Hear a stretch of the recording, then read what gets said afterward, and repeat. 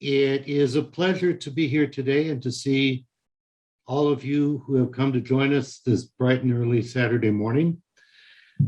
I see that we have some current club coaches. I'm sure that we have some past club coaches. I will be soliciting information from you during the day today, asking you for your input as we review some of the things that are part of being a club coach that you already know, and perhaps bring up some things that you've never thought of before, something that would enhance your own experience as a club coach.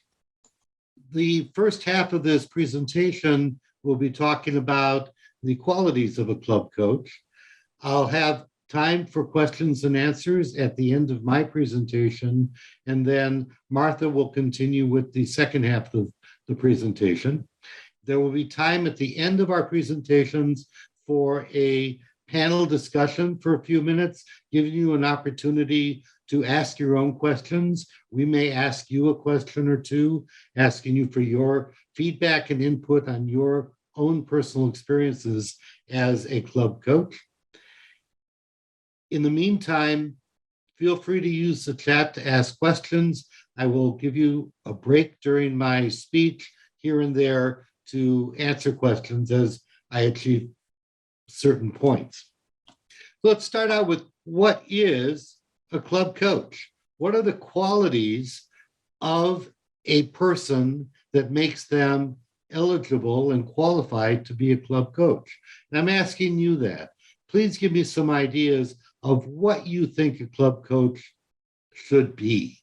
And I will ask DJ to open the session, unmute everybody, and just throw out some answers for me. Available and present. Very good. Available and present. Anybody else? Active member of Toastmasters and willing to make others grow and not put themselves first. Okay, very good. Active member who is interested about the growth of other people. What The else? ability to motivate others. They have the ability to motivate others. Excellent. Other ideas? A good listener. Oh, that's very important. Let's go through Ethical and honest. Ethical and honest, by all means. Thank you for those ideas. Go ahead and remute yourselves. I'll come up with I will share some of the ideas that I came up with, but everybody said something that was critical and valid. And that's one thing to be a club president. You know, the qualifications for club president are your dues have been paid, right? You're breathing, and you were out of the room during the election. It's a little bit different when you get into being a club coach. First and foremost, there's somebody who's going to help a struggling club achieve distinguished club status or better. And it's very important to keep this in front of you because that is your goal, bringing that club to distinguished or better. However, the key word here is struggling. You need to be able to work with people who have had some issues in being successful and help guide them to becoming successful with your guidance, but also to help them become sustainable as a successful club. A club coach is not a member of the club when they start. They're certainly welcome to join later on, but it's very important that the club coach walk in there cold. When they assess the club meetings, they get an idea of what that club is all about, even before they agree to be a club coach. Because of that, you can be totally objective in your assessment of what is going on with the club. That doesn't mean that you have all the answers immediately, but it gives you a direction that you're going to follow. A club coach is a bartender. They're a confidant, a psychologist, a shoulder to cry on, ears to listen with, a source of knowledge, and a fountain of ideas. Can anybody define for me the difference between a mentor and a coach? You could unmute. Between a mentor and a coach. What is the Mentor difference between them? is there to try to assist a protege to help him recognize his own abilities. A coach is looking for results. A coach is there to implement certain rules, regulations, certain things that you expect of an individual, where a mentor does not. A mentor Excellent. does. A mentor, all he does is help the individual to motivate himself and to achieve the goals that you're looking for. That is excellent. Thank you so much. In the interest of time for everybody, sorry. I want to keep the answers fairly short, so try to answer in a sentence or so. If you think about it, moving on, a club coach is there to recognize what needs to be done, to create a program for the club or the person will follow in order to become successful. So the coach from the outside creates a program for the person to follow. A mentor works with the mentee to develop their own program to help grow and achieve their goals. Both coaches and mentors have to be able to assess the situation and come up with the solution. But the coach dictates and the mentor works collaboratively. A coach is going to use all the skills that they've learned in Toastmasters, speaking, thinking, listening, as well as their own determination, their own grit, and their own ability to work with people who are having a hard time and help them succeed. Above all, the key aspect is patience. You need to have patience in order to achieve your goals. So what has to happen with a club that allows them to request a club coach? Again, go ahead and unmute yourself and we'll take some answers. What is the situation of the club? They have to be under 12 members, and the president and the club itself has to vote to get that they want a club coach. Well, you're right on, and thank you for looking over my shoulder so you can see my cheater slides and what's coming ahead. It's very important that the club vote to agree to accept and request a coach, because they need to be able to support that coach. And of course, yes, the rules are you have to have fewer than 12 members. What else?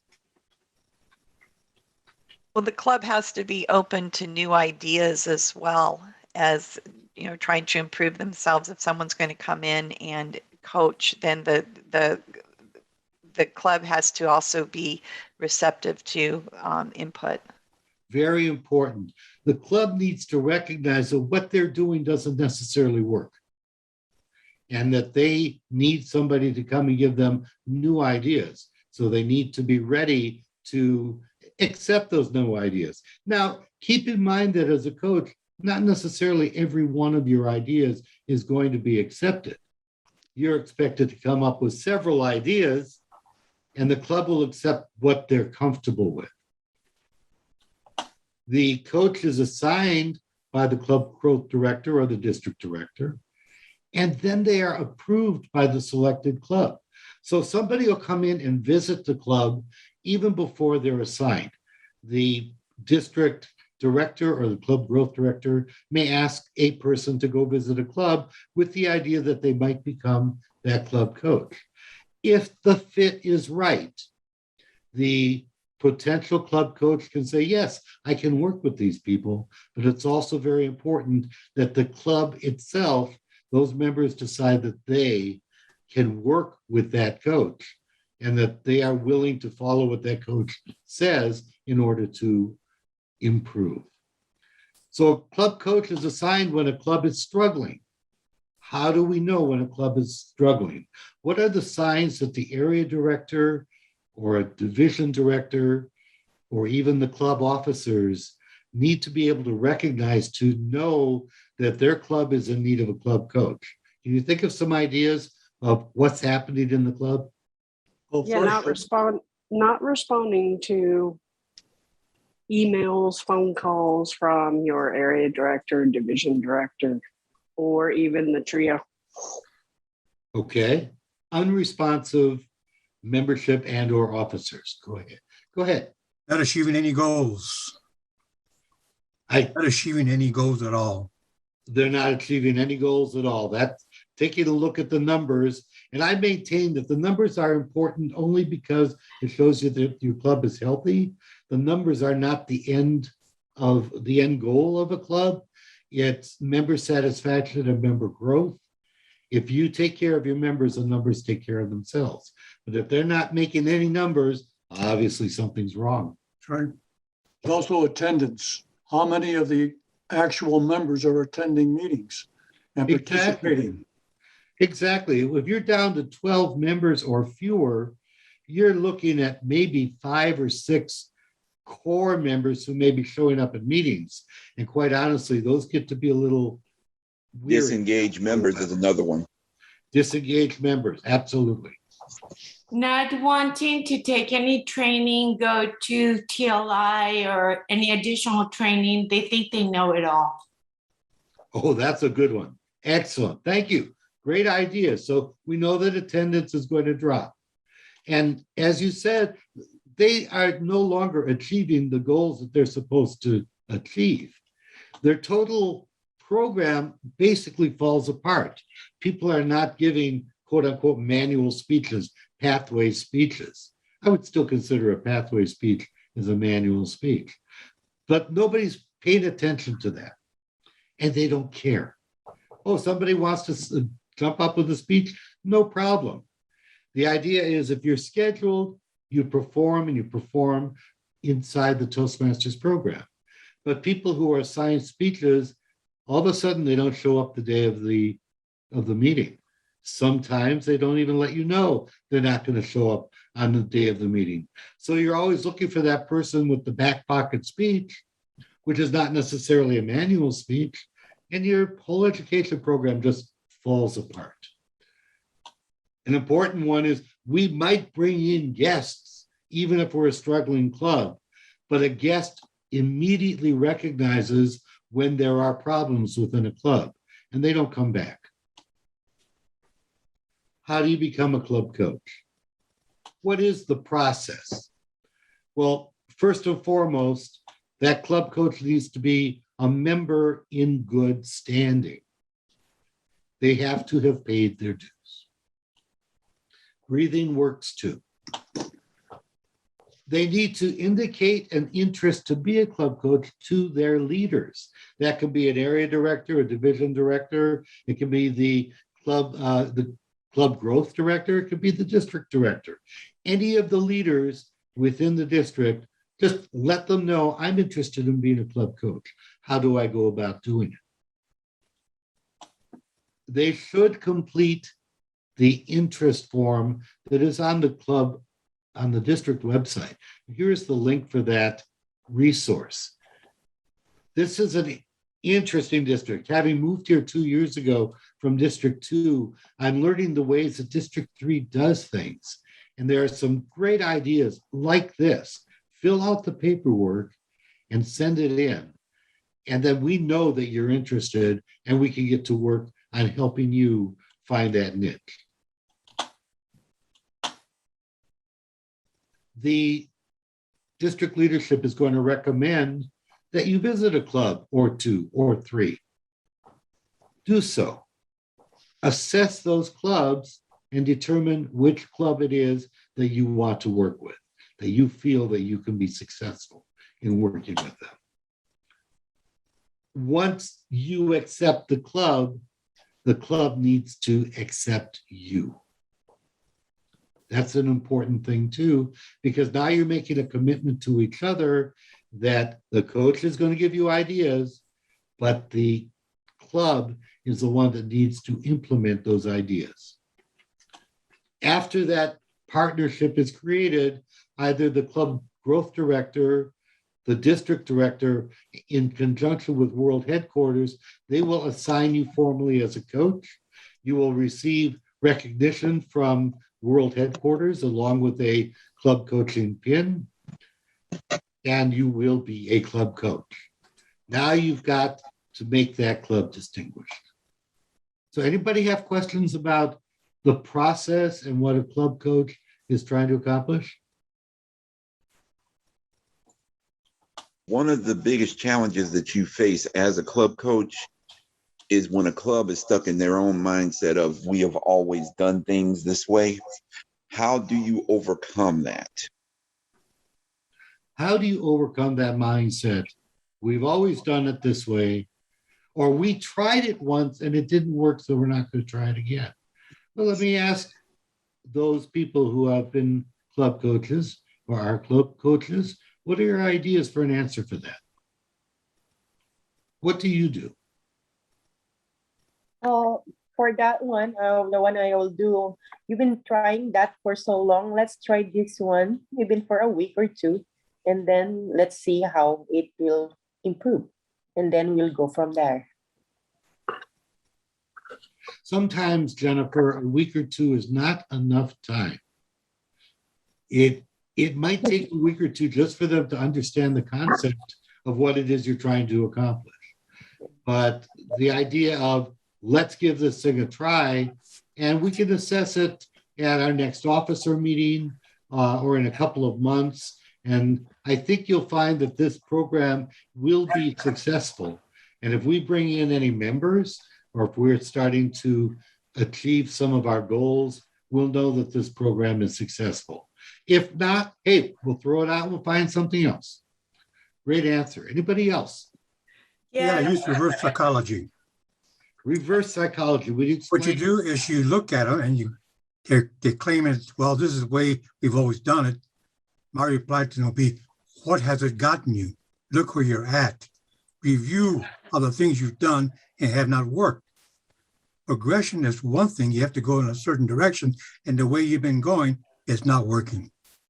Let's try another method.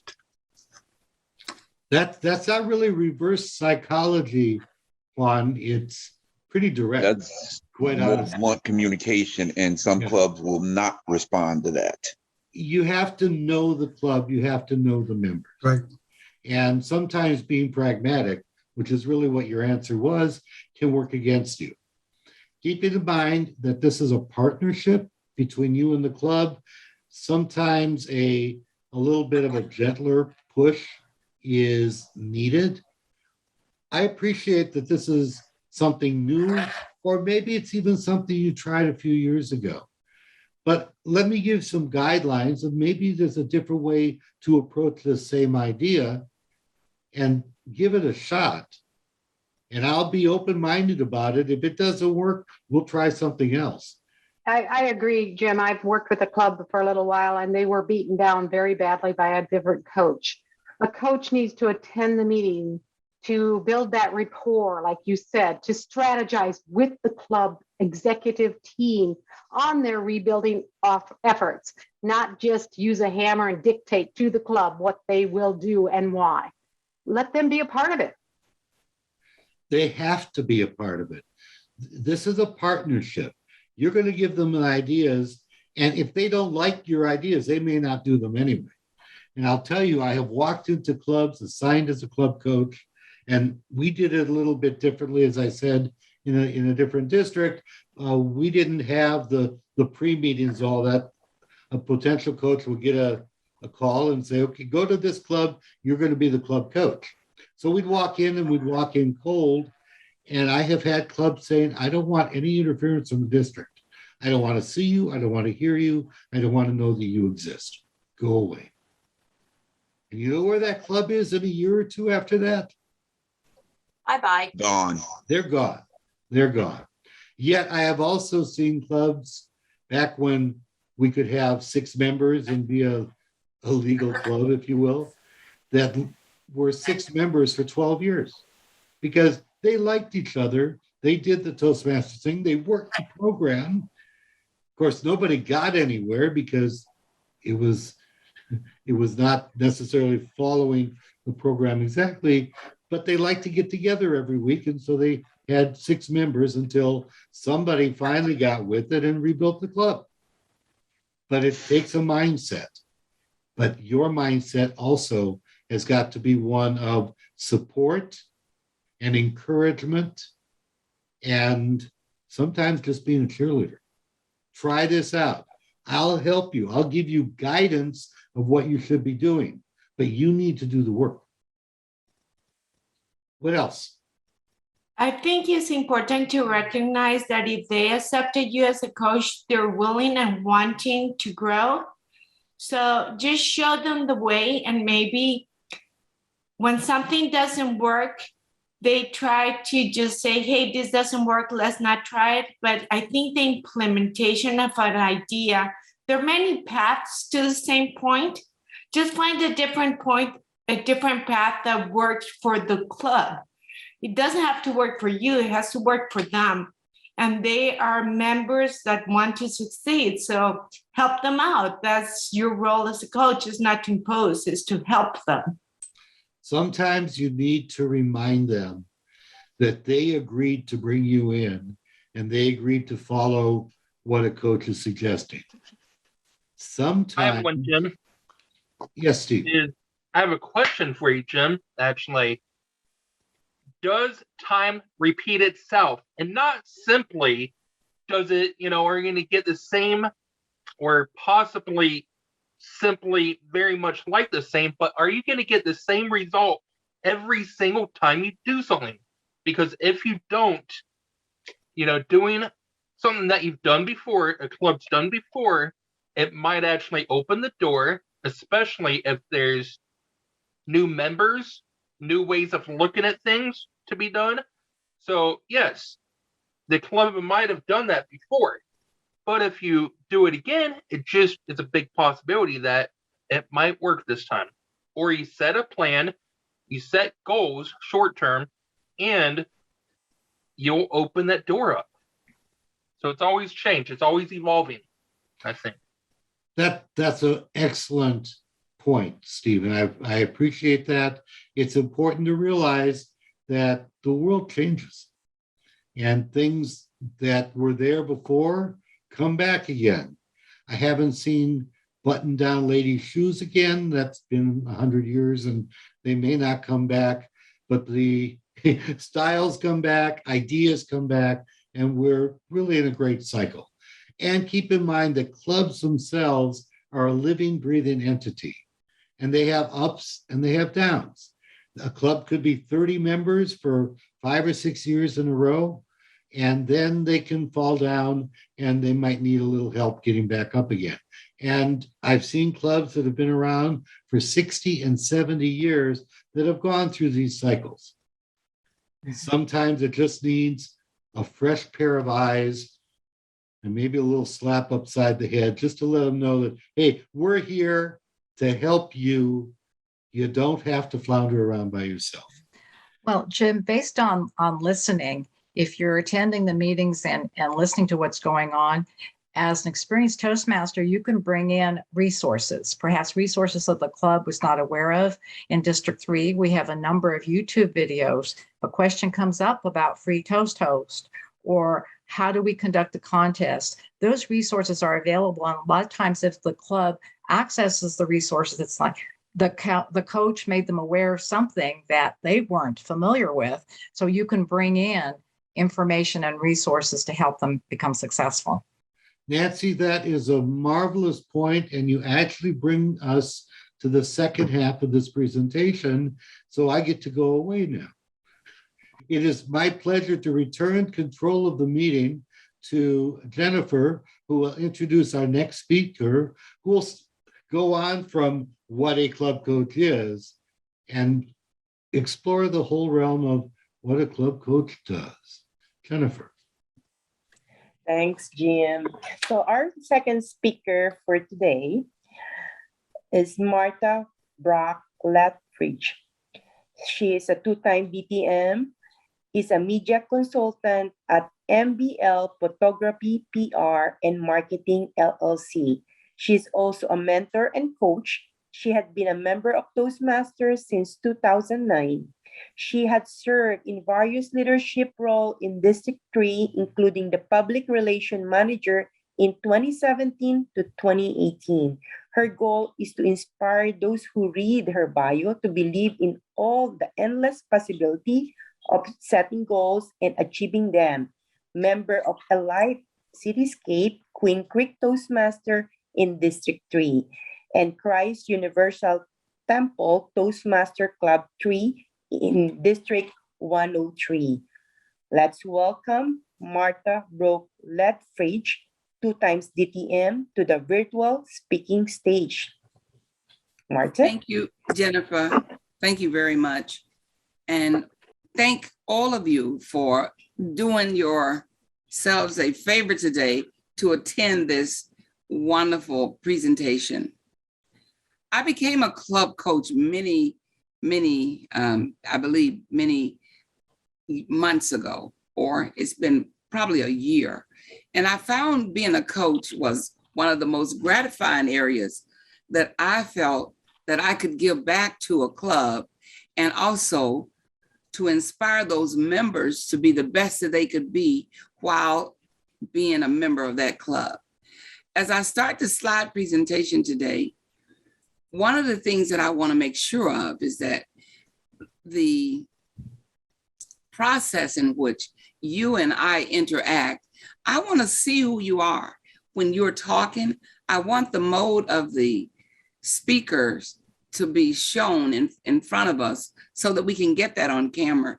And I think you guys have some really great things that you're saying, but I'm not able to see your faces while you're talking in the full view of the screen. So that's one of the things that I'm going to change when we get into that area where we're talking and we're doing the one-on-one questions. And as I get started, one of the things I want to ask you all first, starting out, what are some of the goals that you feel that a club coach should have as a club coach? And you can all unmute and just chime in where you want.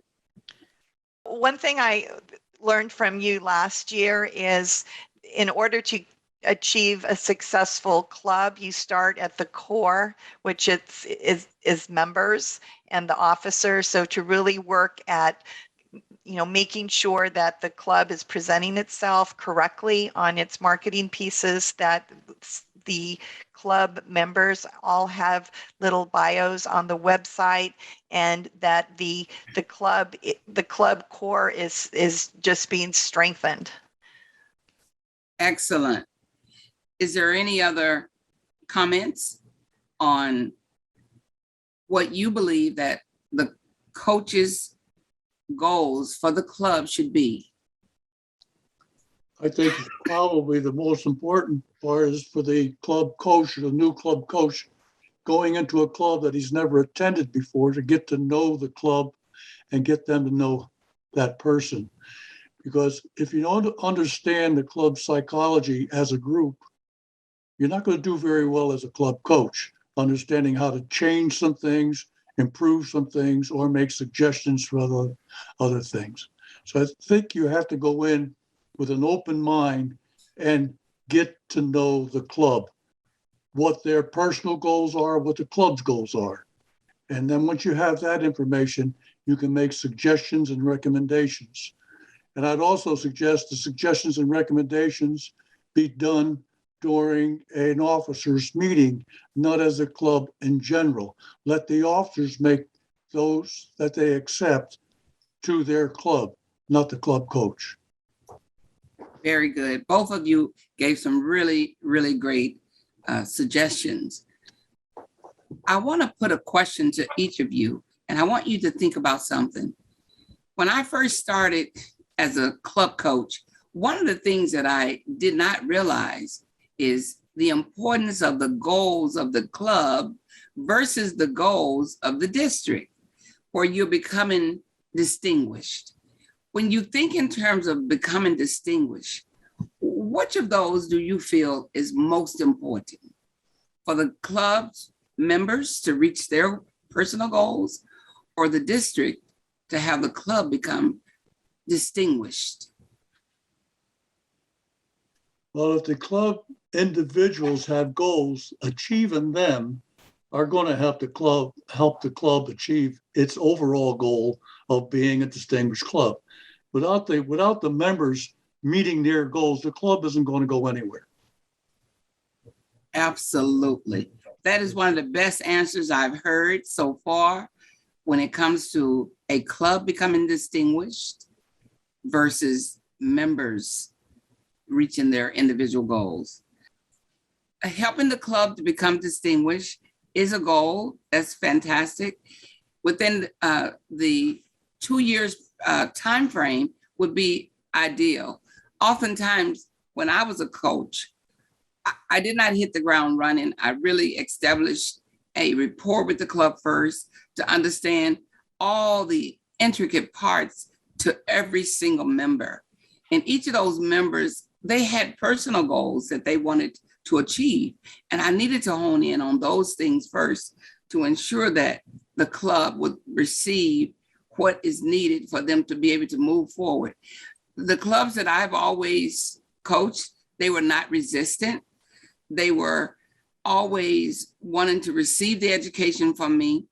And then I also inspired them as leaders to move forward in their clubs. One of the other things we want to make sure of as a goal for a club coach is to improve the quality of the meeting. Have you been in a club meeting where you visited a club for the very first time and all of a sudden you feel that everything inside of that club does not line up with what you are accustomed to? Oftentimes that does happen. All meetings are not going to be the same when you visit different clubs. So when you understand the culture of that club, you can understand also how you can improve the quality of that club meeting as well, meetings as well. Some of the goals, again, as a club coach is you want to build membership. You want to establish a thriving educational program. I found also that even though a person has been in the role as a vice president of education, they may not know the new system and pathways and how to really take one of the members through that entire educational program's path. It's really important for a person to really be fluid in that area. And if they don't know all the different areas, you want to make sure that they have the adequate training for that.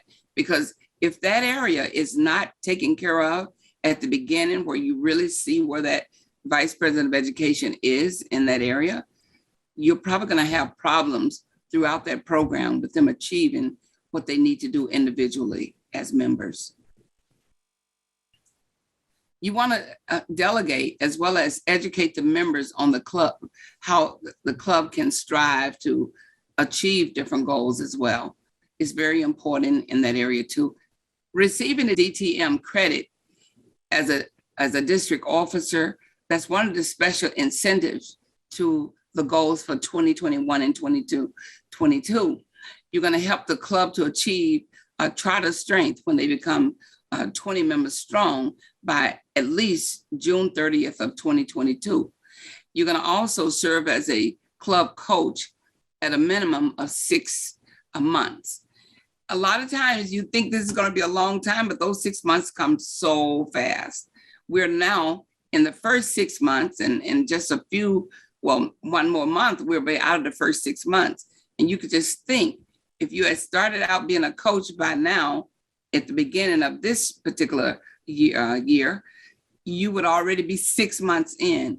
So it's so important that you set those goals early on so that you'll have an opportunity to move fluidly into the next part of the program for that entire year. You're always probably going to ask, what's in it for me? You're going to gain credit for the service as a club coach towards your DTM awards. That's number one. And we're all trying to become DTMs 1 time, 2 times, or as many times as we need to. We're going to also gain credit as the district leader through 6/3/22 only. We're going to also become great leaders with great leadership experience. That's really, really important. You're going to grow, and you're going to also be self-sustaining as a club. You're going to also build a great culture of success. Your skills that you develop, you're going to also practice those skills as well. there's so many things that's going to be in it for you. You're going to be able to nurture new leaders. And that's some of the things that happens when you become a club coach. People are going to be hanging on your last words, and you're going to be able to share the different things that you've acquired throughout your leadership area as a coach. You're going to also be providing the needed service to the district or to Toastmasters organizations. You're going to gain experience in Toastmasters outside of your own home club. Oftentimes, people just simply stay in their own home club, and that's really great. But I believe in venturing out. When you heard them read my bio as well as Jim's bio, you notice that we were members of different clubs throughout, not just in District 3, but other districts as well, because you pick up so many different things from different districts, and you're able to share that with different clubs as well as your home club. What does a club coach do? Seems like a simple question. I'm going to open up the floor for you all to respond back with me, to share your thoughts on what does a club coach do. I think a club coach makes what I would call the quality of life better for the club. Because really, I mean, we're approaching goals, both club level and district level, but really within that, we're helping all of the members of the club and actually making that club a better club for them. So it's improving the quality of life for that club. Excellent. Is there any other responses? I would say helping to drive membership, encourage activities that will, open houses or something that will promote the club to the public and encourage membership growth. I would say a club coach becomes a resource and a source of ideas that perhaps the club hadn't thought of previously. Excellent. All of these are great ideas. And believe it or not, you all are either great coaches or becoming great coaches, because those answers are fantastic. When we move into the first slide, the first thing, attend club meetings regularly. And we all know how important it is for that to happen, because if you're not there, you probably don't know what's going on unless you read the minutes. And I found most of the clubs that I visited, they do not have minutes. They do not have an account of what has happened the previous time that we visited. So it's very important for you to be in those meetings. Renew commitment from corporate clubs management, very important as well. The corporate club situation that is happening in District 3 is really, I believe, is tied to the fact that COVID-19 hit us so hard that we just really are still reeling back and trying to get back on our feet from that. So as we get back into that mode of meeting either in person or even the hybrid clubs or whichever way we do it, I think that we'll have a better way of being able to handle the renewal commitment from the corporate club management area. Delegate and create a club rescue team. This area, I don't know if all of you has ever taken the time to look at how that rescue team is made up. And the rescue team is really made up of all of the officers that are members of the club. And when I was coaching, it was the first time that I was exposed to that rescue team. And the rescue team, they appoint a person in charge of the rescue team, and they don't necessarily have to be an officer at that level. They could be one of the members who is active in the club, and they sort of like facilitates all the different actions that are happening between the club coach as well as the executive team and members. What does a club coach do? It helps the clubs to build membership. Someone said that earlier, which was one of the major points. Also encourages fresh approaches as well as positive attitudes while you're being inside of that club. There are various methods of advertisements. when you are advertising, you have to use every single source of the social media.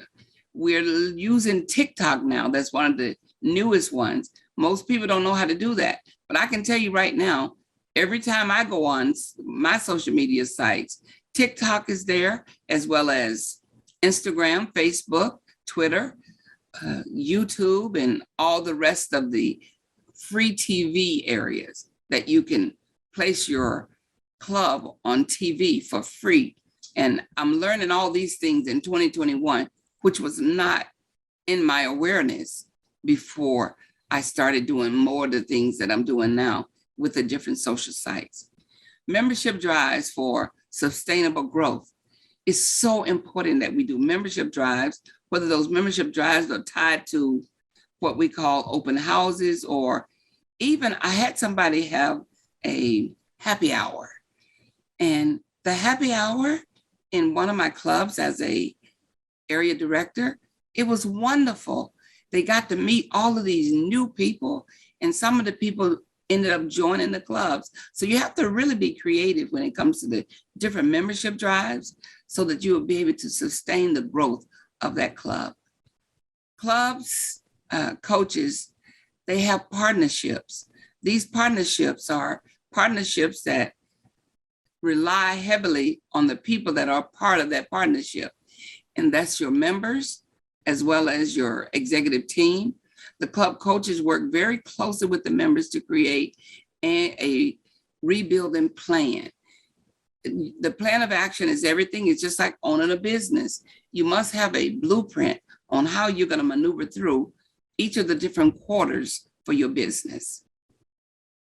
The club coach members commit to the follow through. It's so important that we have follow through in everything that we do. It's not enough to say that you're going to do it, but you need to put action behind that. Follow through. Have someone to have a way in which you are committed through accountability. Get a partner while you're doing your club coaching. Make sure that you understand that your club that you are coaching is so important that they have that buy-in from you and vice versa, because that's the commitment. Both the club coach as well as the officers, they have the right to request a change in assignments.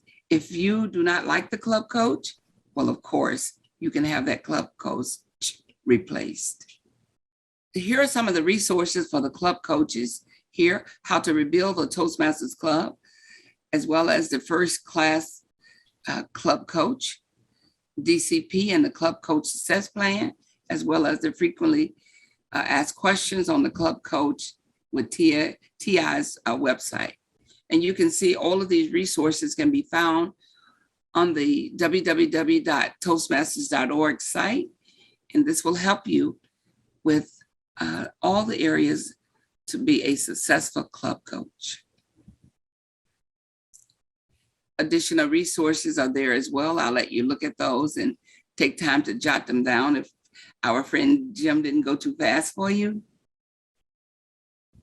And I also want to thank you guys for your time that you spent today and listening to us. And believe it or not, this is one of my first presentations and I fumbled a little bit, but as we go through, I'll get the kinks out. And I want to thank you all for listening to me and bearing with me through all these wonderful presentations that we did. Thank you, Marta. So we learned a lot of things. From Jim, you need to be a cheerleader. Source of knowledge, know how to listen. And from Marta, what we learned is inspire, be a leader, improve the quality of the club, attend the meeting regularly as a club coach.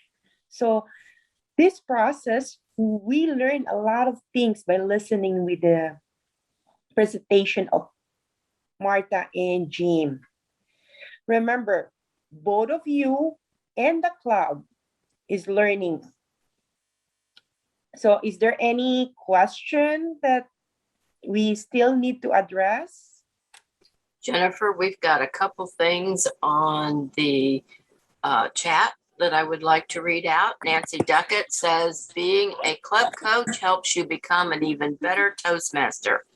Researching to provide accurate information for the club has helped me learn more about Toastmasters. And Maria Angelica said, I think that the most important thing is to identify the club's strengths. What is done well? What needs to be improved? And how can that improvement be implemented?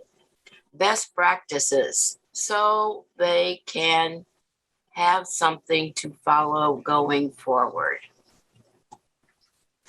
Those are the two statements in the chat I wanted to make sure everyone heard, because I think they're both great statements. If I may, at this point, I'd like to have a round robin, call it a panel discussion in which all of you are on the panel. I'd love to have those people who have their pictures turned off, go to live camera if you can. Love to see your faces so that we can see who's speaking and interact that way. And I want to start out by throwing a question out to you. Those of you who have been club coaches, who are club coaches, who want to be club coaches. I hope this is the seed for the next, we have a half an hour left on our time slot. I'd like to just kind of brainstorm at this point and get an idea of what is we can do to be more effective. So here's my question for you. You walk into that meeting, you're the club coach, and the meeting is dismal, and the membership is horrible. So what comes first? Do you improve the club meetings, or do you solicit new members? Now open the floor to everybody. This is a round robin. You all talk. Do you improve your meetings first, or do you solicit new members first? Oh, absolutely, you improve the meeting. Having successful meetings, enjoyable meetings, automatically helps you to bring in and welcome guests. Thank you, Nancy. Other comments? I also agree with, sorry about that, Stephen. Oh, go ahead. I'll jump in after you.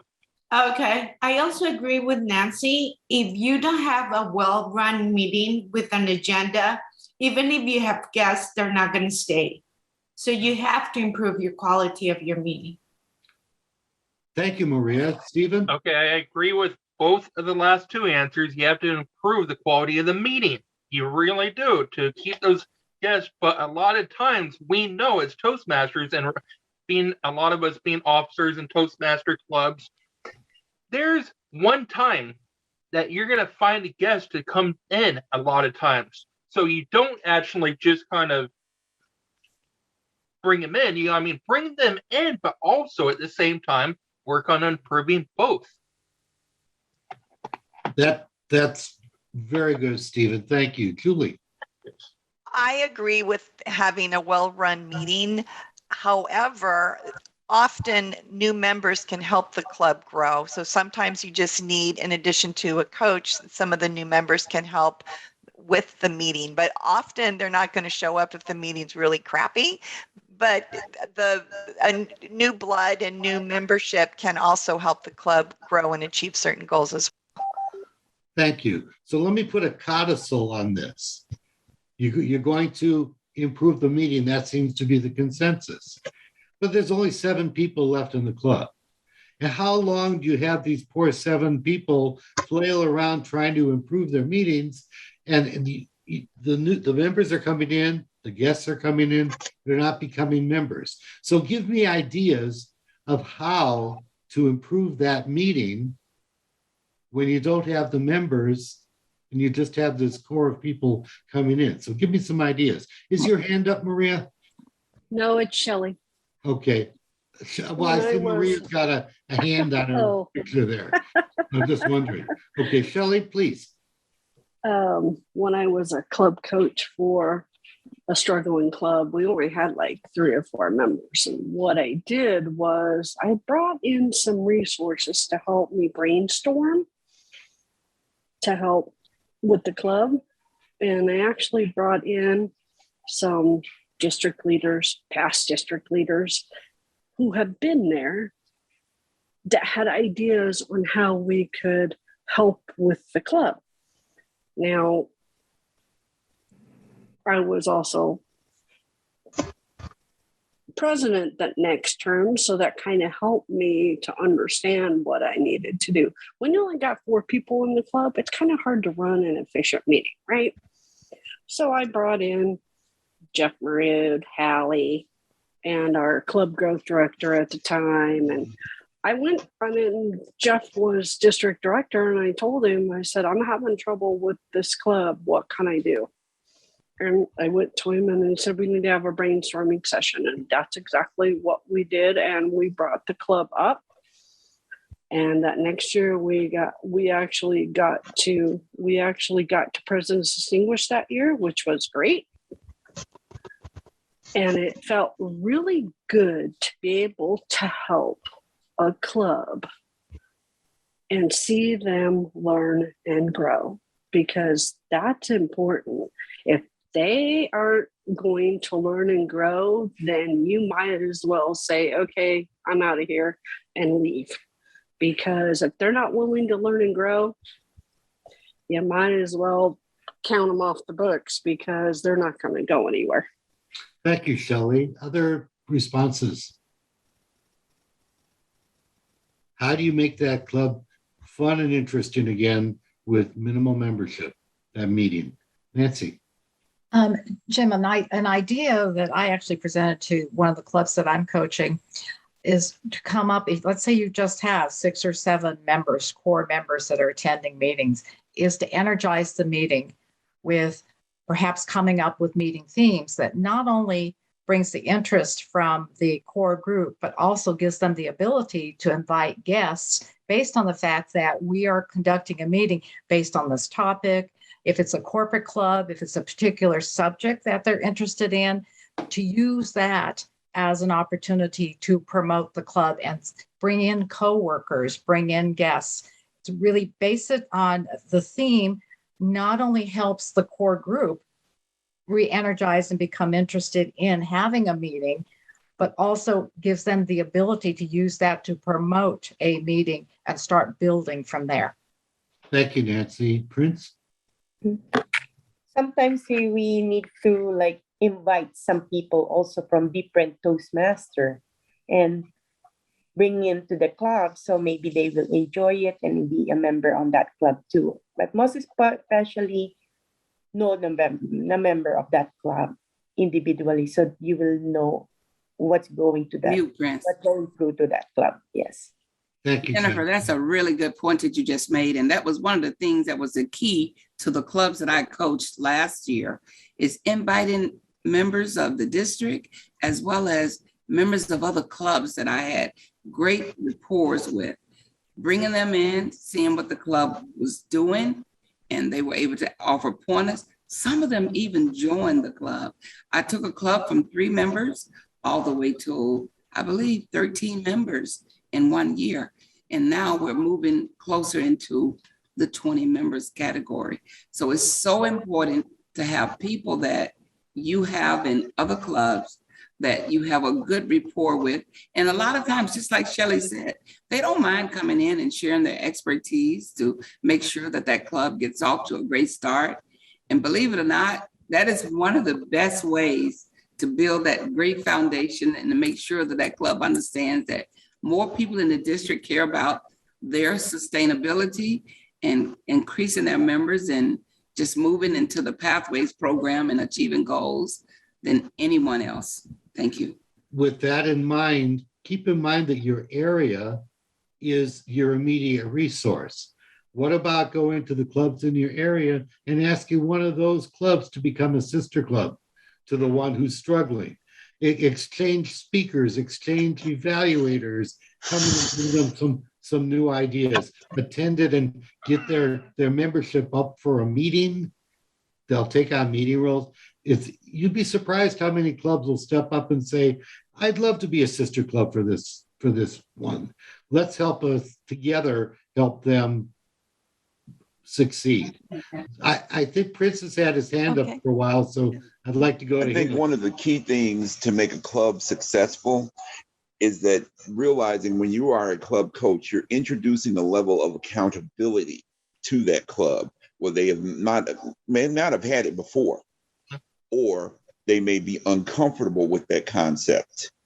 Case in point, we're part of a club that never had club minutes. And those club minutes are a form of accountability for that club. And that's something they have not had because they're not comfortable with that.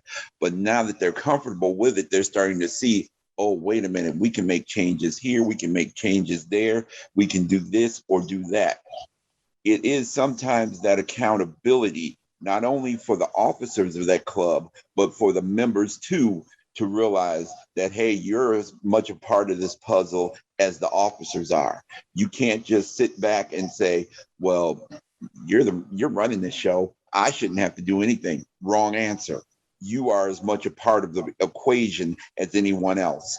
You cannot sit back, at least definitely not under my watch. You will never sit back and say those words to me because that will not fly. Fantastic. Thank you, Prince. Julie, you had your hand up? I was at a club meeting Wednesday night and I'd never heard this before, but the club, it must be an example of the sister club that you were referring to, but their next meeting in December is going to be a dual meeting with another club. So each clubs are going to fill roles and they'll have a joint meeting. And I thought that was amazing. I'd never heard of it before, so I learned something new. Well, you walk away from any meeting with one thing new. The whole meeting's been successful. I'm going home now. No, you're not, Jim. Oh well. It's Shelley, and I'm gonna piggyback off of what Julie said just real Please, quick. Shelley. I am president of East Valley Echoes, and we have a club that meets on Thursday mornings called Voice of Many. And for the past 13 years or so, since their meeting actually falls on Thanksgiving, we have a joint meeting or a sister meeting where they come to our Wednesday morning meeting and we involve them in our meeting so they can have a meeting for Thanksgiving. So we do kind of the sister thing. We do it once a year, which is good because then they don't miss out on a meeting, which is great. And I think all the clubs should be able to do that at least once, is go help or go partner with another club. So we have spent It'll help. 15 minutes now just answering one question. First, establishing that we want to make the meetings better first before we start soliciting membership, and then exploring ideas of how we can make those meetings better. And I think we've come up with some fantastic ideas. Do any of you have issues that you've seen or are seeing today as a club coach that you'd like to address with this fantastic group right now? Let's see if we can find more answers. Attracting more membership during this pandemic seems to be kind of a downfall because members have left because of the face-to-face meetings not occurring. We're kind of hoping the pandemic will kind of ease up, but every time I turn around and read something about it, there's a new virus out there of some type. So it's kind of keeping us away from trying to meet with each other. Our club currently is on Zoom meetings, and there's been a suggestion made, why don't we go to, on a monthly basis, have 3 Zoom meetings and then possibly one live meeting, and start breaking ourselves in gradually to become accustomed to try to once again meet together. But doing that, we're still having a hard time to attract more membership. We used all the social media, word of mouth, Facebook, Twitter. It's pretty difficult, even trying to attract the old members to come back. It's a fine tuning point there, and we're still working hard at it. But I find membership to be an issue. Zoom burnout is prevalent, and people who have one Zoom meeting after another during their work week or during their work day. And now we're going to sit down and have a 2-hour Zoom meeting with Toastmasters. Well, they're boggle-eyed. They're cross-eyed from just staring at a screen all day, and it's difficult. And I think that we will bring back some of our previous members when we start going face-to-face again.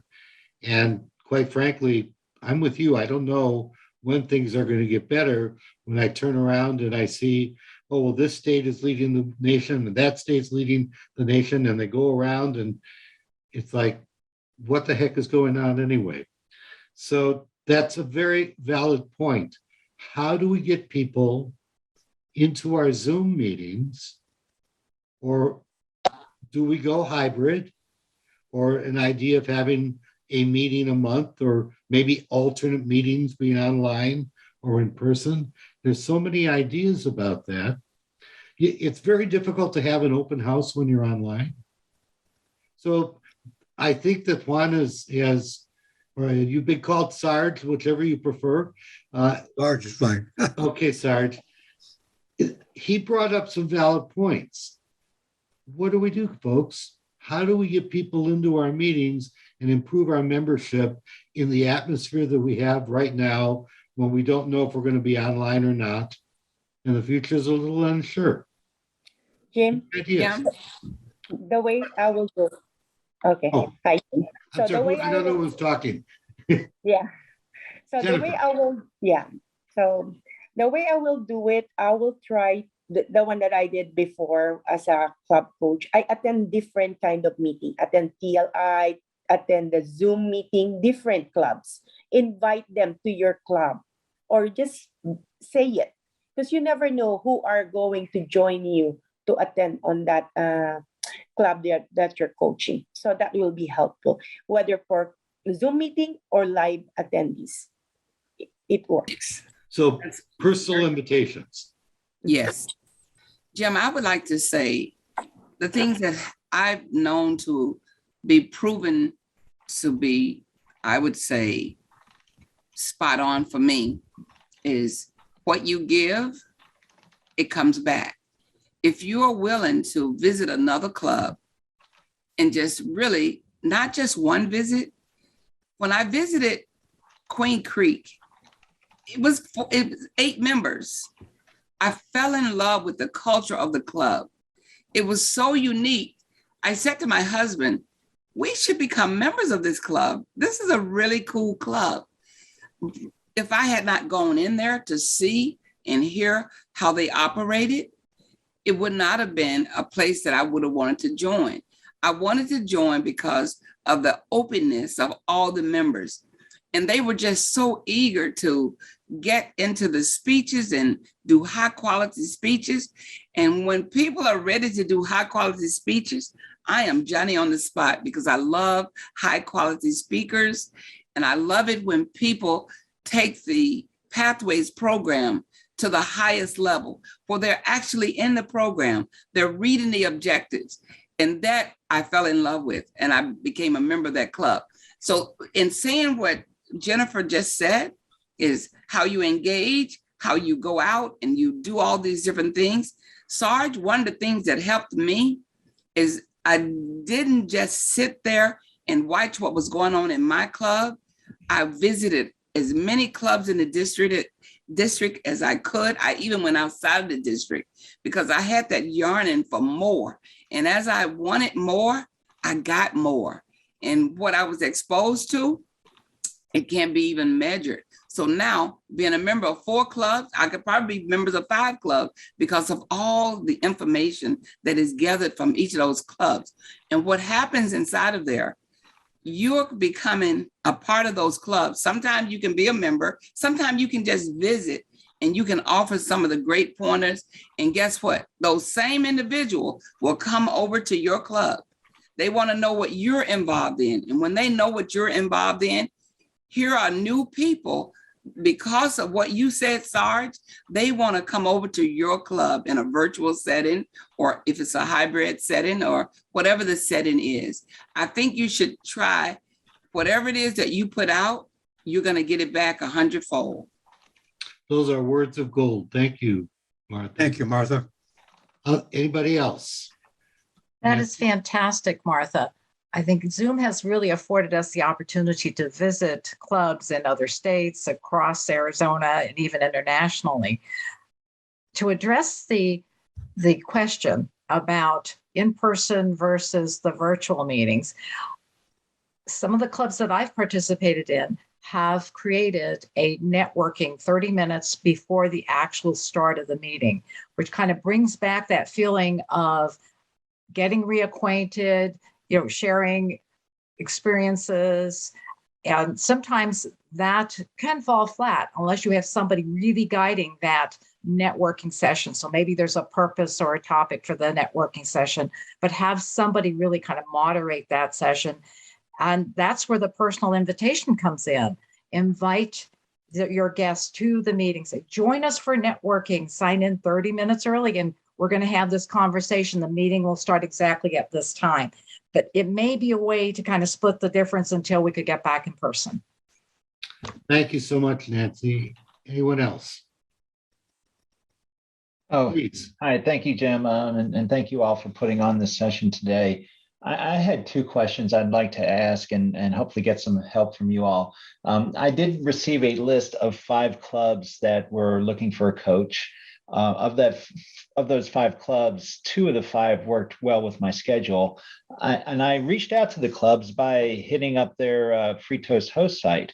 Unfortunately, I did not get a response from either club. So I was wondering if you all could provide other prospective clubs and give me a name and number or email address in that list, because that would help me a lot in making direct contact.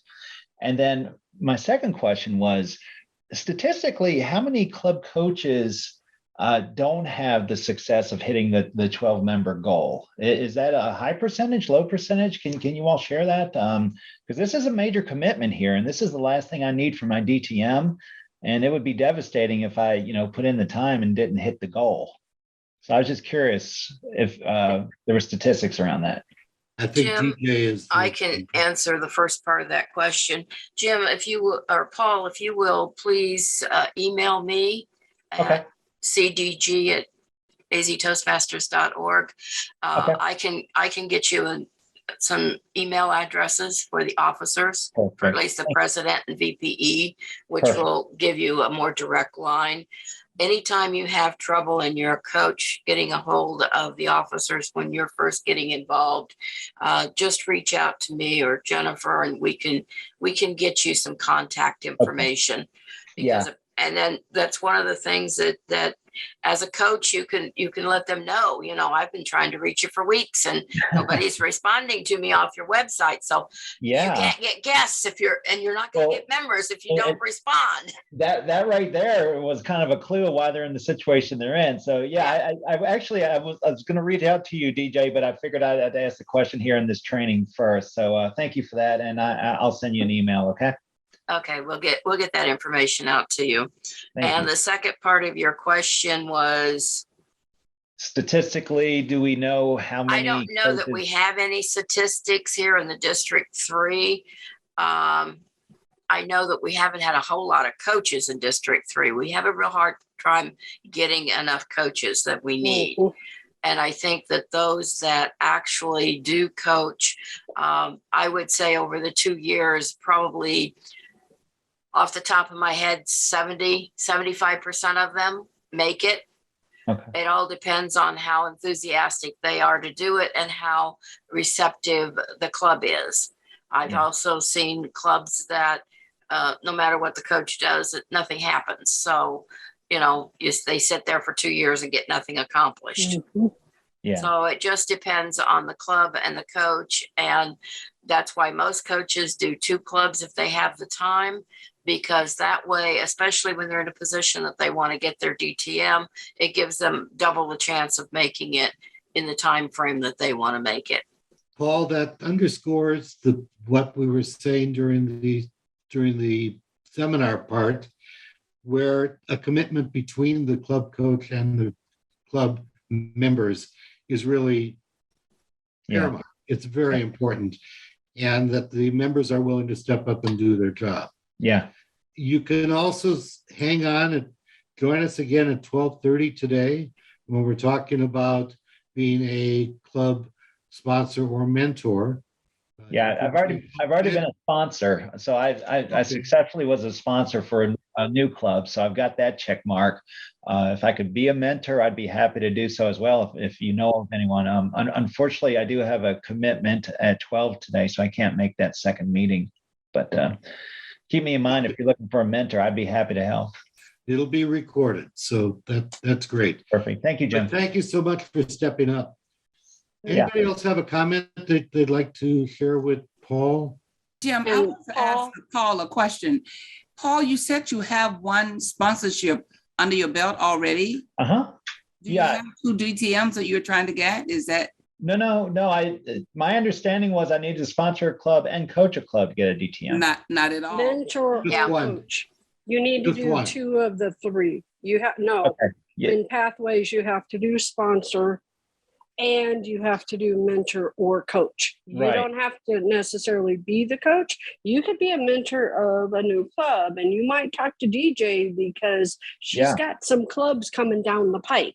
Okay. So that may need mentors. So you might, and it's a 6 months commitment. Yes. It's 6 months for a mentor. So. Honestly prefer to mentor a club over coach, if I'm being totally honest. I sponsored the Cox Communicators Club, and we had great coaches and mentors in that club when we started it up, and I'd be happy to do that.